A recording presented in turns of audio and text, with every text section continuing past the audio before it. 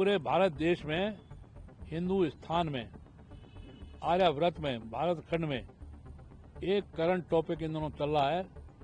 हमारे पिछड़ा, अति पिछड़ा, दलित लोग आंदोलित हैं, उद्दोलित हैं। उस का कारण हमारे संतों में संत, महान संत, हमारे श्रद्धेय भद्राचार्य जी ने, राम भद्राचार्य जी ने एक प्रत्यक्ष या अप्रत्यक्ष स्टेटमेंट दिया आरक्षण के बारे में, जो विवादित था।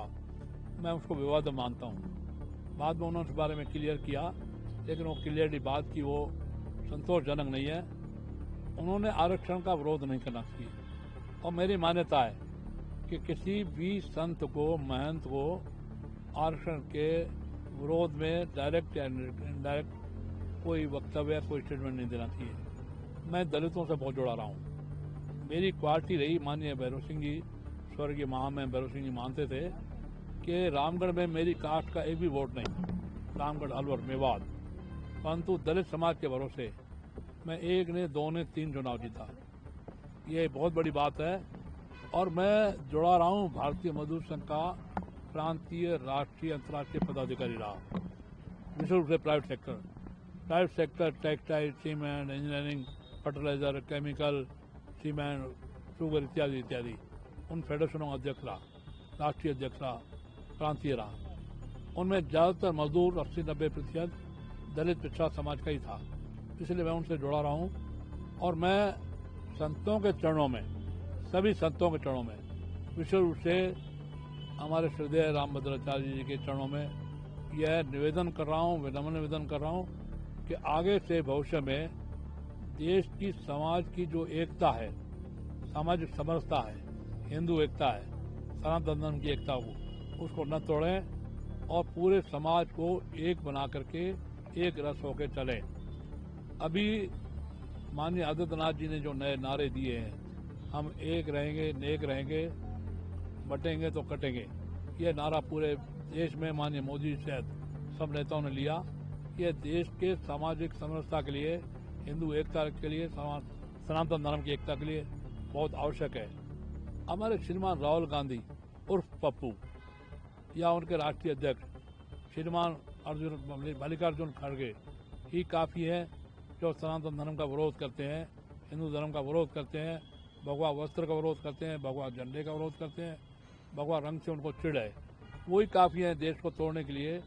हम न जातीय गणना चाहते हैं, न सामाजिक टूटन चाहते हैं। सामाजिक समरसता के लिए, हिंदू एकता, पुनः बोलूँगा, सनातन धर्म की एकता के लिए सभी संतों को आरक्षण के संबंध में कोई टिप्पणी नहीं करनी, यह मेरा निवेदन है।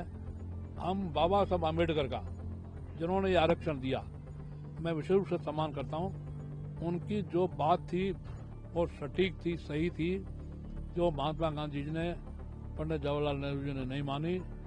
और उन्होंने कहा जब भारत पाकिस्तान बन ही रहा है, बनना नहीं चाहिए पर बन ही रहा है, तो सारा मुसलमान वहाँ जाए और सारा हिंदू वहाँ से यहाँ आ जाए। तो आज जो देश में दंगा फसाद है, जो कड़वाहट चल रही है, सांप्रदायिक और सद्भाव बिगड़ रहा है, ये न बिगड़ता। और एक बात और दलित समाज को निवेदन करना चाहूँगा, जहाँ हम जय श्री राम बोलते हैं, वहाँ हमको जय भीम बोलने में कोई कठिनाई नहीं है। हम दलित समाज के लोग गुरु रैदास को क्यों नहीं मानते, उनके मंदिर क्यों नहीं बनाते?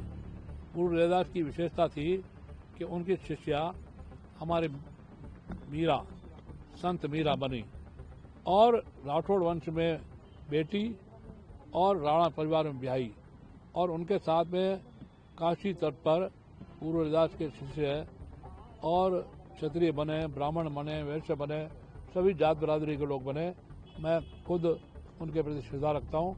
तो दलित समाज को जगह जगह गुरु रैदास के मंदिर बनाएंगे तो सनातन धर्म की एकता बहुत मजबूत होगी और देश में अखंडता बढ़ेगी।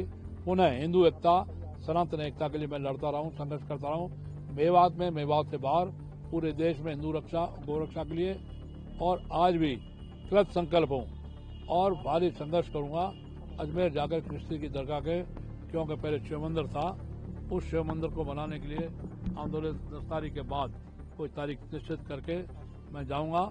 इसलिए मेरा पुनः आखिर में संतों को निवेदन कि ऐसा कोई स्टेटमेंट न दें जिसके सामाजिक समरसता में टूटना है, हिंदू एकता में टूटना है। इन्हीं शब्दों के साथ विराम। जय श्री राम, जय श्री राम, जय श्री राम।